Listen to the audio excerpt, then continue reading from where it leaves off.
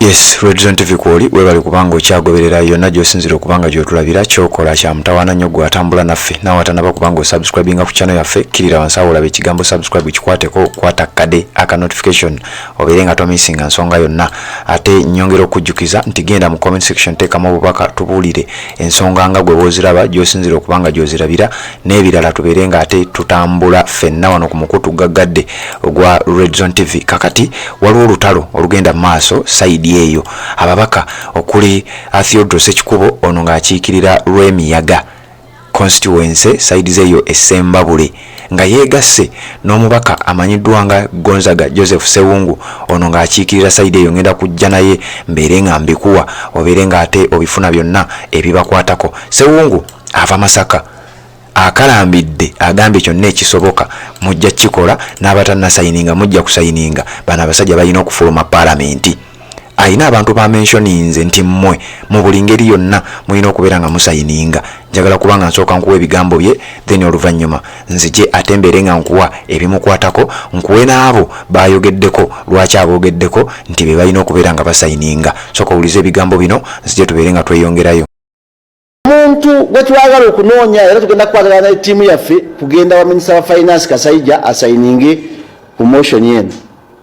Nze ndi ku record namukubira essimu ebintu byakatandika ne mubuuza ssente zino zaafuluma zitya nangamba kubanga member wa commission yajjudde ateeka okubeera mu commission buli lwatuula olwa position y'okubeera minisita waki wa finance nangamba ssente zino tiyaliiwo tiyamanya gye baatuula babbanzi be era babbi kati baakigamba Sewungu ng'ayamba alina sapule mu nsawo ye alina okusayininga n'owekitiibwa Nabbanja prime minister byayogera Masaka tubikola ki tubimanyi.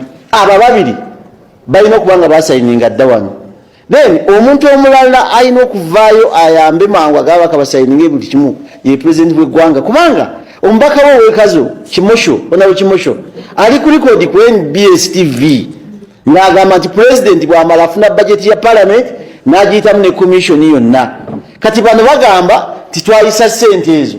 Jeno Museveni tubuulire wayisa ssente milioni 4 kubanga budget yagenda wa ewuwe n'ekyo ebyo tebiriko kuteesa ffe kye tugamba ababaka ba parliament mu batunuulire ffenna ebizibu bifaanagana bali mu kusasula wano batusasuddeyo kaki akasaala naye abayindi mbalaba beetooloola wano babuka mu bbanga naki banoonya ssente zaabwe zitwewola nga nange mwendi kati ŋŋamba otya nti natuula mu parliament nezikiriza ababaka ba commissioner bafune milioni 4 n'ez'enjawulo zemuwulira baali bankoledde ki bandaaza bigere bantwala mu kereziya ekyo tusobola kikkiriza naye mbeebaza amanya mugala bwe tugalese abasajja basiba wano nga beetabula baagala kusikwa mpapula zibba zitwala bwemuwa nti ensonga terina buzibu lwaki mutya.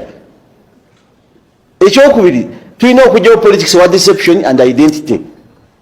Tuli mu politics wa ggwanga singa nagenda mu buyinza nenzija mu Ekikubo bano ninga nze minister of education nga bwe mumanyi nenziba nandisigaddeyo natula wakayingira bwa government tola ku kyokubigenda gyogenda kati olwo government batulwanyisa yaki nekyo identity omubaka wa parliament atuula emabega ku ntebe y'emabega mukulu nnyo mu kutambuza parliament y'eggwanga baminisita bye bakola babikola ffe tubacekinga naye backbench Ekikubo ne Sewungu n'Ensamba ne tiimu eno tulina omulimu munene okutambuza parliament tugiteeke mu sanity egende mu maaso ate ekisembayo ffe information gye tulina tujja gitereka bala abasajja twabagamba bafuna milioni 23 zisingawo bali mu milioni 3 badde bafuna zebajjayo buli mwezi under lose minute n'ekyo experience yange wano tenfuula musiru kunzijjako bwongo bw'ekalungu never.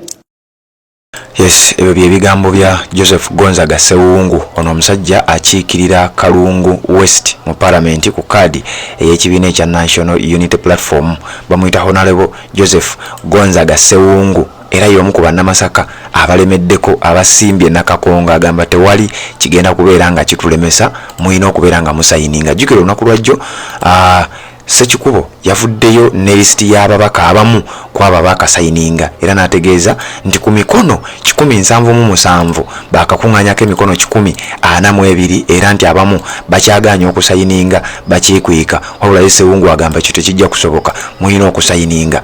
ayogedde ku Matiya Kasaija. Ekisooka nti Matiya Kasaija ye minisita w'ebyensimbi, kitegeeza alina okuba nga avunaanyizibwa ku kino, nti ate nakwata essimu ne mmukubira nga mubuuza ng'ebintu bino byakabaawo, nti ssebo minisita w'ebyensimbi sente zino zimanyiiko era wazifulumya. Matiya Kasaija n'amutegeeza nti ebyo sente ebyo sina kyenzimanyiiko era sikkiriza kuba nti sente ezo zaafuluma. Kitegeeza mu buli ngeri yonna sente teziri mu mateeka. Kati naawe Matiya Kasaija oteekwa okusayininga okujjako nga bye wali oyogera wali olimba ngera sente ozimanyiiko. Ekyokubeera sente wali tozimanyiiko kitegeeza olina okusayininga oba oyagala oba toyagala. N'ayogera ku Robinah Nabbanja. Robinah Nabbanja bwe yali e Masaka, Ssenyonyi yagenda n'amukyokooza n'amugamba ku ssente, ku buli bw'enguzi, okubba amabaati n'ebintu ebirala. Mu bigambo bya Nabbanja byenjagala okuba nga nkuwa mu ddoboozi, yavaayo n'ategeeza nti nze mulekerawo okunnangira obubbi, sibbanga ku mabaati. Era n'aleeta ekizampo nti Bampuuga beegabira miliyoni 5, ngenda bikuwa obiwulire. Bampuuga beegabira miliyoni 5 bo nga temuboogerako, sooka owulirize. Mulekerawo okunnangira obubbi bw'amabaati.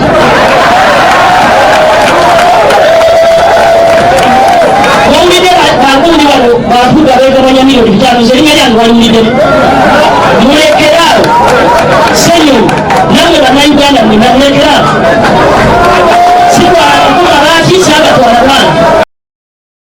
Awulidde kyagambye, mulekeraawo okunnangira obubbi bw'amabaati. Mubadde wano Bampuuga nga beegabira miliyoni 5 bo nga temuboogerako. Nabbanja Ssewungu amugambye naawe olina okubeera ng'osayininga, jangu osayininge kubanga naawe kino kikwatako.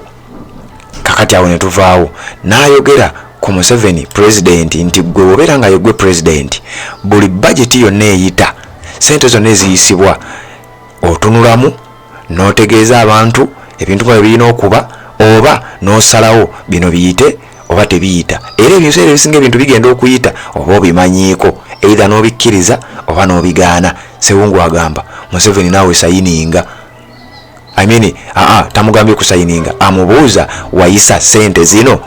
Jjukira lwa ababaka abamu abavuddeyo nga bagamba mbu sente ezo zaayitira mu paalamenti, nti era bo si beetegefu kubeera nga basayininga olw'ensonga nti sente ziri mu mateeka, zaayitira mu paalamenti. Era ababaka bangi bavuddeyo nga beekwasa ekintu kino. Kati Ssewungu agamba buli ekintu ekiyita mu paalamenti pulezidenti alina okuba nga akitegeddeko era n'akikkiriza oba n'akigaana. Kati abuuza Museveni, ssebo ebintu bino wabiyisaako era wabirabako, wabisayininga oba wakkiriza sente zino ziyite? Ebyo bye bibuuzo Honorable Joseph Gozaga Ssewungu byabadde ataddewo, naye ng'akalambidde nti Mathias Mpuuga, Solomon Sirwanyi, Esther Afoyochani ne Prose Akampulira mulina okubeera nga mufuluma ofiisi ez'obwa commissioner oba mwagala oba temwagala. Kakati wano nange wenjagala okutegeereza Haji Kasujja omusomi w'edduwa. Omusajja oyo asangibwa saidi zeeyo ku Jinja Road awo ku Nairo wennyini ku luguudo olugenda e Kayunga. Ojja omusanga mufune ku namba y'essimu eri 0753856464. Omusajja ono waddala ajja kukwasaganyiza ku bizibu ebyenjawulo omuli ensonga z'amaka, akukwasaganyiza ku bintu bya sente bwe ziba nga tezirabika, tolina mikisa. Ebyo byonna abikwasaganya. Gweyagala ogenda ebweru nga weetaaga okusumululwa, weetaaga okusomerwa edduwa nga tonaba kubanga osimbula, byonna asobola obbikwasaganyiza ate ku kasente akatone nnyo. Bamuyita Haji Kasujja omusomi w'edduwa. Enamba eri 0753856464. Enamba eyo erine ku WhatsApp era osobola okuba nga ate ogikozesa bulungi nnyo n'omutuukirira n'oyogera naye ensonga ne ziba nga ate zigenda mu maaso n'okuba nga zigguka. Musajja ajja kukolako ebintu byonna bibeere nga bitambula bulungi nnyo. Red Zone TV kwoli webali kubanga okyagoberera, tuwuliziganye mu updates eziddako.